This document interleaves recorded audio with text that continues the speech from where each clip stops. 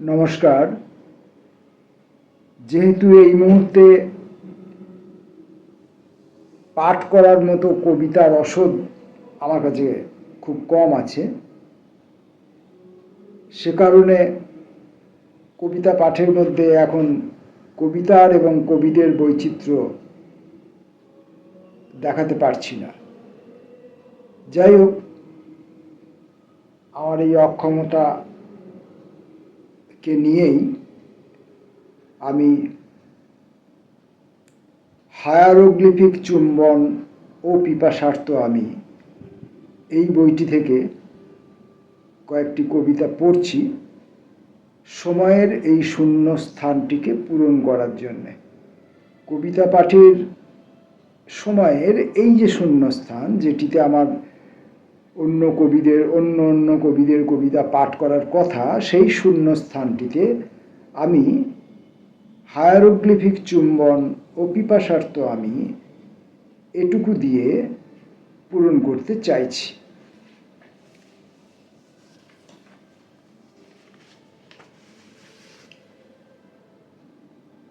প্রথম কবিতা মানবেন্দ্র বন্দ্যোপাধ্যায়। এবং আজ মানবেন্দ্র বন্দ্যোপাধ্যায় মারা গেলেন এবং নিকানোর পাররা আমাকে তার কবিতা শোনালেন।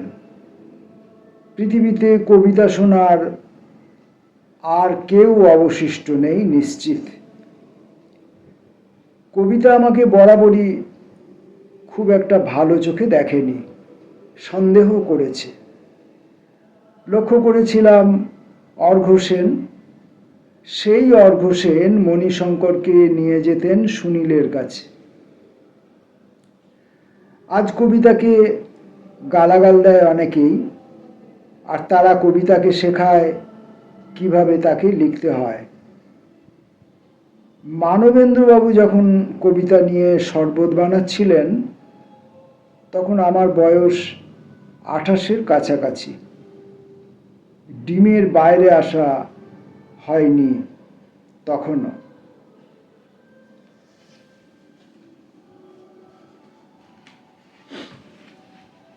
সাধনার উপেক্ষা। সাধনা আমাকে আর বসায় না, গ্রাহ্য করে না মোটেই। শম্ভু স্যার বলেছিলেন, সাধনায় সবই পাওয়া যায়, সেই সিদ্ধি যা তুমি প্রাণ ভরে পান করতে চাও পাবে। মহাবীর, বুদ্ধ, নিমাই, গদাধরদের সে জানি ভালোবেসেছিল, কিন্তু তারা যেসব গুহ্য ও উজ্জ কথা বলে গিয়েছেন তা সাধনার কথা ছিল না, মূলত্র কাটা সব পথ। সিদ্ধি, মুক্তি, পবিত্রতা, এইসব ধোঁকার ব্যঞ্জন সাধনার কাছে আমি চাইনি। চেয়েছিলাম তাকে ওমের মতো, যেভাবে চেয়েছি আমি বহু ফলনশীল সুচরিতাসুদের সকাল বিকাল দুবেলা খাবার টেবিলে প্রতিদিন।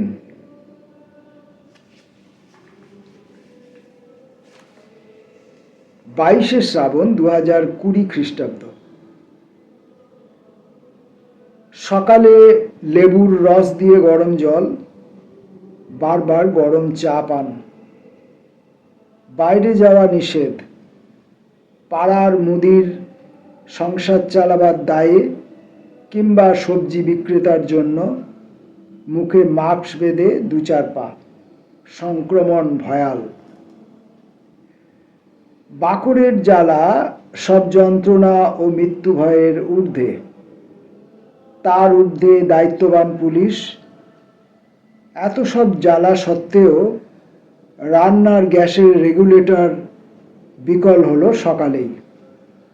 ডাকো মিস্ত্রিকে, ঘোরো তার পিছু পিছু স্যানিটাইজার আর সাবানের জল নিয়ে। 4 মাস পরে দরজায় কড়া নড়ল। দরজা খুলে দেখি ফিজিওথেরাপিস্ট। কাল রাতে উনি জ্ঞান হারিয়ে সিঁড়ি থেকে, ফলত কোমরে, কাঁধে স্নায়ু বরাবরই দুর্বল। ওষুধের দোকান হয়ে বাড়ি ঢুকতেই টিভিতে রাম মন্দিরের করুণাহীন ভূমিপুজো। 22শে শ্রাবণ আজ শুধু ফেসবুকে।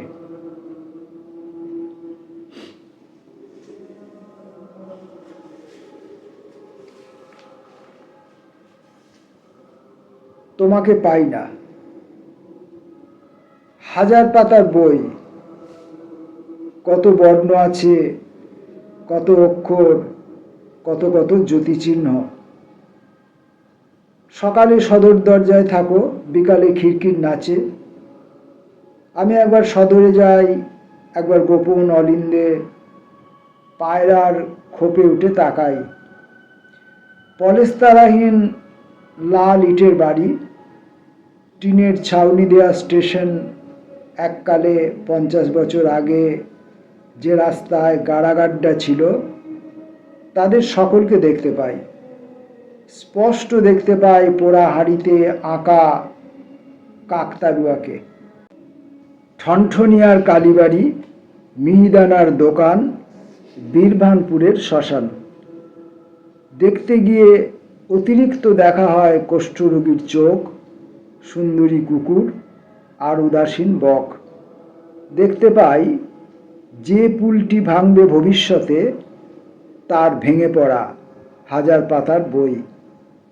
অনুস্বার ও বিসর্গেও খুঁজি, পাই না তোমাকে।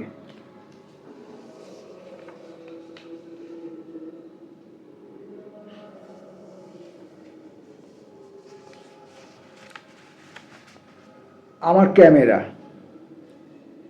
ক্যামেরাকে বলি, যাও বাছা, একটা ছবি তুলে নিয়ে এসো। ছবিরা ক্যামেরাকে দেখে বোঝে সেটা কার। সেই লোকটা কতটা লম্বা আর তার নাক কতটা টিকালো, ওঠে না তারা। ক্যামেরার মালিকও বড় অফটোগ্রাফার, তুলতে জানে না, নির্দেশ বা অনুরোধ জানে না। একটা থান ইটকে দেখে ভাবে সেটাই অযোধ্যা। ক্লিক করলে সাদা শুয়োরের শুধুমাত্র নাক। হঠাৎ একটা কালো ত্রিপল কেউ টাঙিয়ে দিল। এই সময় দৌড়ে উঠে ছাদে যাবে শাড়ির মেয়েটি। সূর্যের এই মস্করা করা ছাড়া উপায় থাকে না। ছাদে সে আসতেই রোদ ঝলমল, হাওয়া একটু প্রগলভ হলে ক্যামেরার ভাগ্য খুলে যাবে।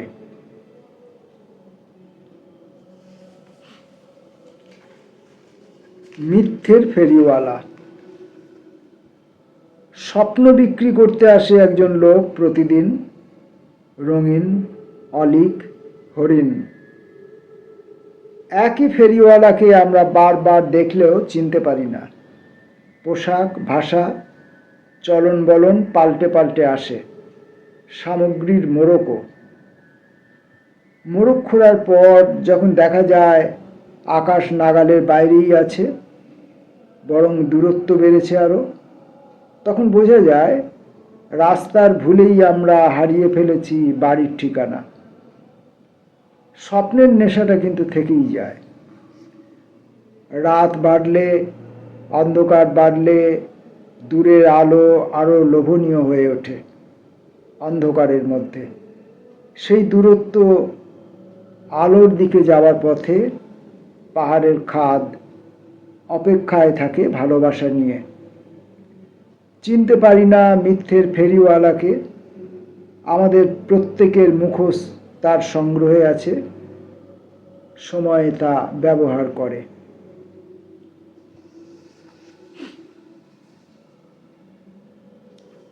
চোরের সার্কাস। হাত পা গুটিয়ে বসে আছি রাত দুপুর থেকে, দিন দুপুর থেকে রাত। একটা রোগা পটকা চোর ঢুকলো আমার রান্নাঘরে শীত কেটে। দেখে মায়া হলো। আহা, একটু চুরি করুক, একটু খাক, একটু বাঁচুক। সেখান থেকে সে আমার অন্য অন্য ঘরে ঘুরতে লাগলো। চুপি চুপি আমার জামা কাপড় নিয়ে পড়ল, চোরের পোশাকটা লুকিয়ে রাখলো বুকের মধ্যে।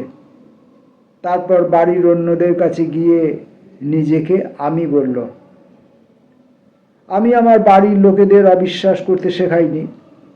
চোরকে চোর বলি না, সংশোধনে বিশ্বাস করি। কিন্তু চোর বিশ্বাস করে চুরিতে। একদিন সেই আমি সাজা চোর আমার পড়ার ঘরে ঢুকে পড়ে, বইপত্রে আগুন লাগায় আর নৃত্য করে। আমি তখনও সার্কাস দেখি ফ্রিতে। ক্ষুধার্ত ব্ল্যাক হোল। একটা ব্ল্যাক হোল যখন তৈরি হয় তার দুরন্ত খিদে মেটানোটা মুখ্য হয়ে ওঠে। তাছাড়া অর্জুনকে দেখানোরও একটা চাপ কাজ করে। এখন অর্জুনের পরিণতি নিয়ে কিছু বলতে গেলে একটা রাজনৈতিক সন্দর্ভ হয়ে যাবে। আমি সে পথে যাব না। কালো কিন্তু সবসময় কালো বলতে আমরা যা বুঝি কালোই হয় না। এমন দুধে আলতা রং নিয়ে সে হাজির হয় যে মুহূর্তেই বাঘ, সিংহ, ভেড়া জন্মকে শ্রেষ্ঠ মেনে নেয়। রহস্য ত্রিপল হয়ে ওঠে। সেই ব্ল্যাক হোল এখন সব গিলে খাচ্ছে। খাবেই, তাকে আটকানো দুঃসাধ্য। জেনে সবাই আহার্য হবার পরিণতিতেই উদ্বাহু এখন।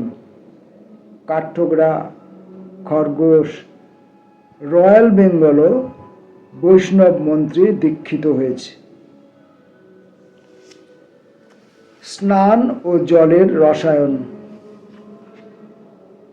স্নানের সঙ্গে জলের সম্পর্কটাকে অনিবার্য এবং অবিচ্ছেদ্য বলে আমরা মেনে নিয়েছিলাম। কাজেই সহজ জলের মতো যে জল, তারও পা দুটো একটু ভারী হয়ে ওঠে। আমাদের শরীরের তৃষ্ণাও অদম্য হয়ে ওঠে। জাত, কুল, শীল সব জলাঞ্জলি দিতেও উদ্গ্রীব। অথচ আমি বিভিন্ন রকম জলের ভেতর, খুব ভেতর থেকে খবর নিয়ে দেখেছি, জল মাত্রই সবাই সিক্ত নয়। হাজার হাজার বছর স্নান না করে রয়েছে তাদের অনেকেই। অনেক জলই জল সম্পর্কে ইদানিং বীতশ্রদ্ধ। জলের অভাবে গঙ্গা যমুনার বুকেও মরুর পায়ের শব্দ। তৃষ্ণার্ত সমুদ্র যেভাবে বরফ চিপিয়ে খাচ্ছে রোজ পৃথিবীর মেরুদণ্ড থেকে চকোলেট। শালিক চড়ুইরা এসব বুঝে ধুলোতেই ডানা ঝাপটিয়ে খেলে।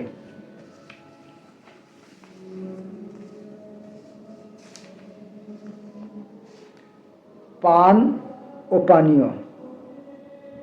জলের কাছ থেকে খানিকটা জল নিলাম। জলের তলায় ভালোবাসা জেলে দিলাম। জল উষ্ণ হলো ক্রমে। ফুট ধরল। জ্বরের গায়ে খানিকটা চুম্বন দিই, মিষ্টি হয়। স্বপ্ন আসে। সুগন্ধি চায়ের পাতা তখন ভাসিয়ে দিই জলের গুপ্ত বুকের ঘ্রাণে। এখন পানীয় আর আমি মুখোমুখি। চুমুকের সাহায্য নিয়ে আমরা একে অপরের মধ্যে ঢুকে যাই। কে কাকে করেছি পান অনাসক্ত থেকে যায়। পাখির সকাল আসে বিগত রাত্রির গল্প জুড়ে। গানের বুকের ভাঁজে সজাগ নিদ্রায় থাকে সাধনার পুঁতি, আর অনন্ত সময় জুড়ে নিজের আসন খুঁজি। দাগ নম্বর খতিয়ানে, নিরাকার মনে। খানিকটা চায়ের জল অনেকটা তৃষ্ণার ছবি মৃদু রঙে আঁকে। আমাকে চাইছে খুব, যন্ত্রণা আমাকে চাইছে খুব ইদানিং। বাড়ি বাড়ি গিয়ে খুঁজছে, হাতে একটা ছবি নিয়ে জনায় জনায় ডেকে ডেকে জিজ্ঞাসা করছে, একে চেনো? এর নামে ওয়ারেন্ট আছে। আমি একে সম্পূর্ণ গ্রাস করতে চাই। নীল বর্ণ ঢেলে দিতে চাই এর শরীরে ও মনে। ছবিটি দেখেছে যারা, তারা কেউ কেউ দেখেছে এক প্রকাণ্ড পাথর, কেউ দেখেছে তৃষ্ণার্ত নদী, অথবা দেখেছে কেউ উত্তাল সমুদ্রের এক টুকরো স্থির চিত্র, হয়তো কেউ দেখেছে ঘন জঙ্গল, রাত্রির ঘুম। এদের সকল প্রতিক্রিয়া সংগ্রহ করে যন্ত্রণা স্বয়ং পড়েছে ধন্ধে। কখনো দেখেছে সে সেই ছবিটির মধ্যে তার আয়না দেখার অভিজ্ঞতা। কেবল যন্ত্রণা আমাতে নয়, আমিও পড়েছি তার দুর্বার প্রেমে ইদানিং। কার পক্ষ নেব? আমি কিছুতেই ঠিক করতে পারছি না কার সঙ্গে কথা বলবো। চেনা ওয়াচ টাওয়ারের সঙ্গে, নাকি একজন অভুক্ত শিশুর সঙ্গে? কথা তুমি নিজে ঠিক করে নাও। কোথায় যাবে? জলে নাকি মেরু প্রদেশের বিপর্যয়ে? পথ কিন্তু জেনে গেছে আমি বিভ্রান্ত। রঙের সঙ্গে জামার সম্পর্ক নিয়ে বক্তৃতা করার ডাক এলো। আমি তখন দেখছি করমচা গাছের ঝোপে পাখি শাবকের দিকে সাপ। কি করব? কার পক্ষ নেব? আমি কি শুধু মৃত্যুর নিন্দায় লিখে যাব? হে পাথরের থাম, তুমি একটি মূর্তিও হতে পারতে। পারতে ছবিকে ঝর্ণার মতো সজীব করে তুলতে, একজন সুন্দরীর হৃদয় হতে। ভেঙে পড়া গাড়ি আর ভুলে যাওয়া ভ্রমণ, কিসের গল্পে মুখোমুখি? নমস্কার।